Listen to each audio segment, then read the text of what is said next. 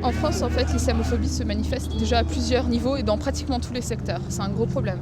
Do you think a lot of young people in France at the moment are at risk to turn to radicalization? Et il y en a beaucoup. Il y en a beaucoup. Si on dit demain, viens avec moi, je vais t'embrigader, je vais te payer 2000 €, le mec il dit 2000 €, j'y vais.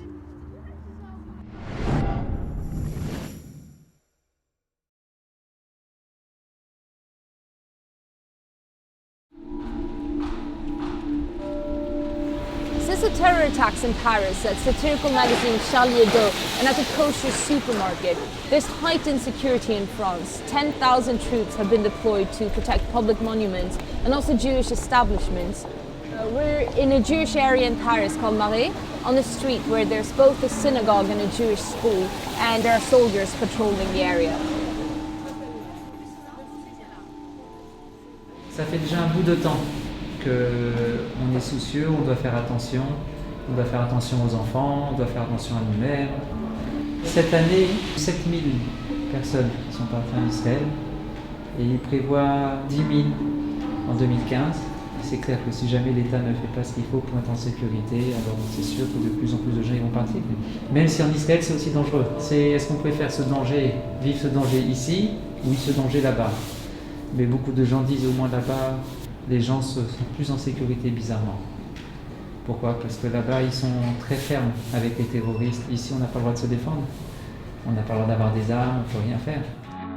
It's not just anti-Semitism that's been on the rise in France. Since the terror attacks, there's been an alarming increase in anti-Muslim sentiment and Islamophobic attacks. The far-right group Pegida, which is short for Patriotic Europeans Against Islamization of the West, used the terror attacks in France to organize rallies which drew tens of thousands in Germany. However, when the French Pegida branch attempted a similar march, it was cancelled by the authorities for security reasons. A press conference was held instead. Est-ce que vous avez plus de gens qui vous avaient rejoints depuis les attentats terroristes?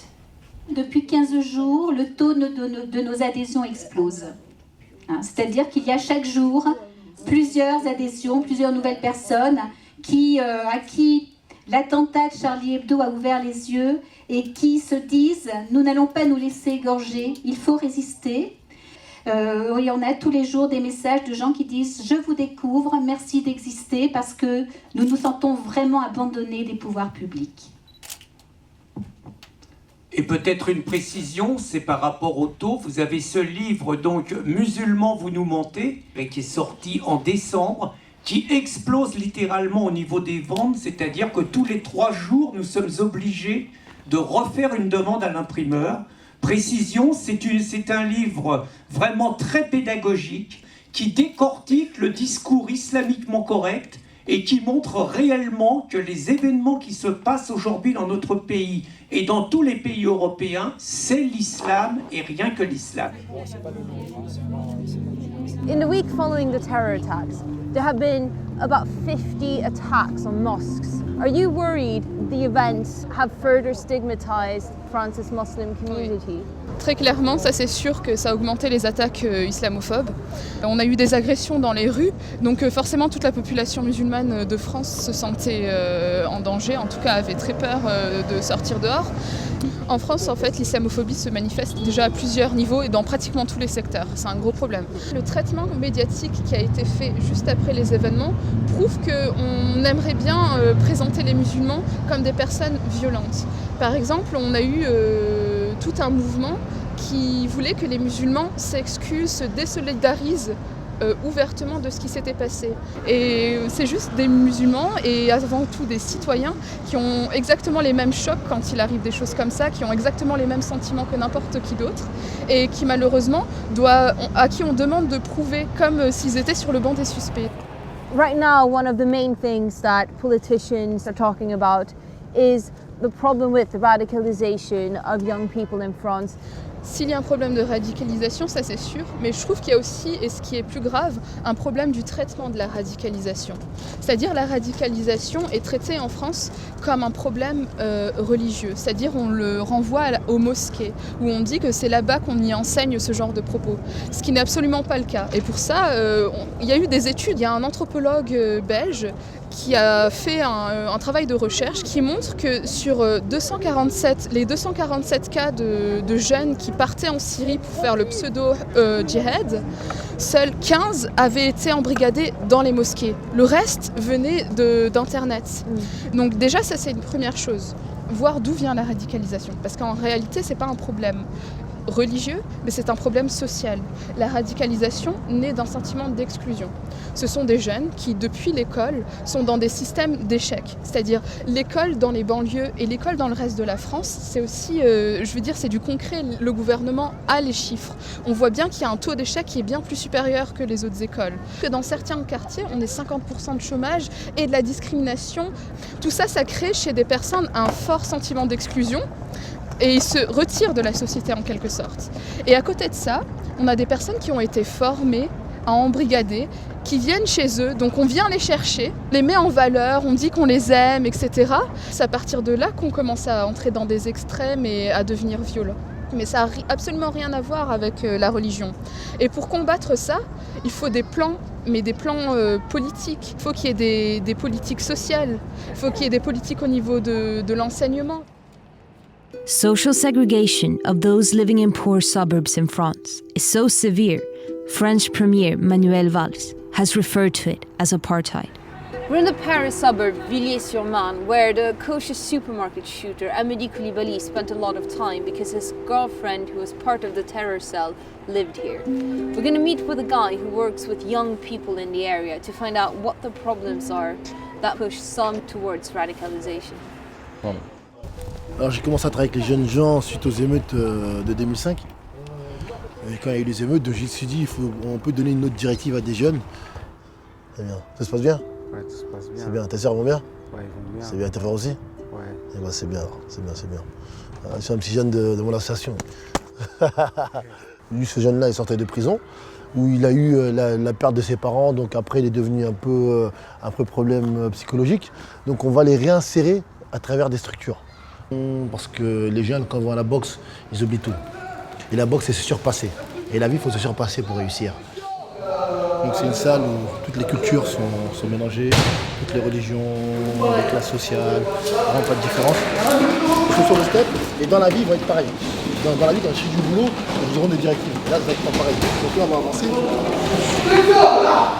C'est une famille. Ouais, voilà.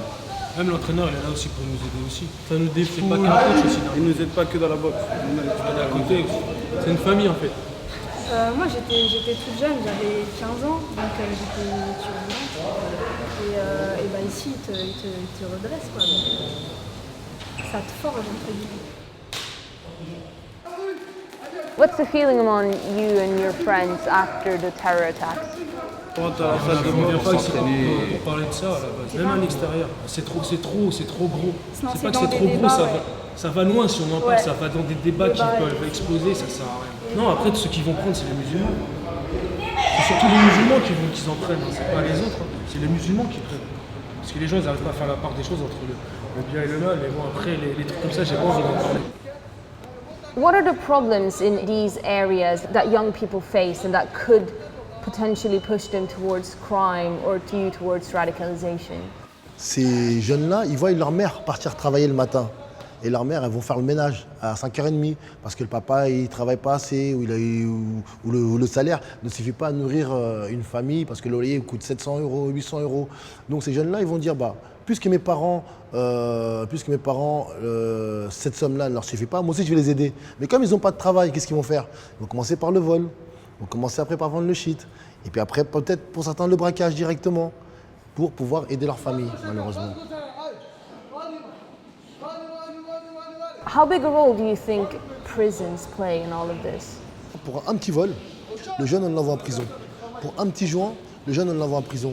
Et alors que le jeune, il était à l'école, il était peut-être en train de travailler comme chauffeur-livreur. On lui a gâché sa vie, ce jeune-là. Le jeune, quand il sort, il a un problème. Qu'est-ce qu'il voit devant lui? Il ne voit pas les juifs, il ne voit pas les musulmans, il voit l'État. Il voit l'État. Donc quand il sort, il a la haine de l'État. Pour venir à la radicalisation, à la radicalisation de certains jeunes, l'emprisonnement excessif, le manque d'écoute de ces gens-là. Vous prenez l'exemple d'un des jeunes qui a commis les actes de la semaine dernière. Il est passé de la délinquance au braquage. Du braquage, il est passé à un autre type de délinquance. Et ce type de délinquance-là, il est passé au terrorisme. 4 points. 4 points. D'accord? Et le 5e, c'est le décès, malheureusement. Il faut que les politiques sachent pourquoi est-ce qu'il est passé de là à là, à là, à là. Tout ça, ça s'est passé en prison. Il a rencontré des personnes qui ont dit sûrement, tu es dans un pays qui s'appelle la France, ces gens-là ne t'écoutent pas et nous, on va t'aider. Il a sans doute trouvé des gens qui étaient à son écoute, malheureusement, qui ne l'ont pas mis dans le droit chemin, qui l'ont mis dans un mauvais chemin, qui fait qu'il est parti vers la radicalisation. Moi, je pense que c'est un faux problème, la radicalisation en France. Voilà. C'est un problème qu'on coche un autre. On ne veut pas dire la vraie problématique. Je pense que si on crée de l'emploi pour ces jeunes-là, parce qu'on voit la plupart du temps, c'est des jeunes qui vont en prison, qui sortent et qui n'ont rien à faire. Donc c'est des points faciles. Do you think a lot of young people in France at the moment are at risk to turn to radicalization? Et il y en a beaucoup. Il y en a beaucoup. Si on dit demain, viens avec moi, je vais t'embrigader, je vais te payer 2000 €, le mec il dit 2000 €, j'y vais. Donnons un futur à ces gens-là. Si on ne donne pas de futur, si on ne donne pas de perspective d'évolution dans cette société-là, ces jeunes-là, ils sont toujours en marge de la société.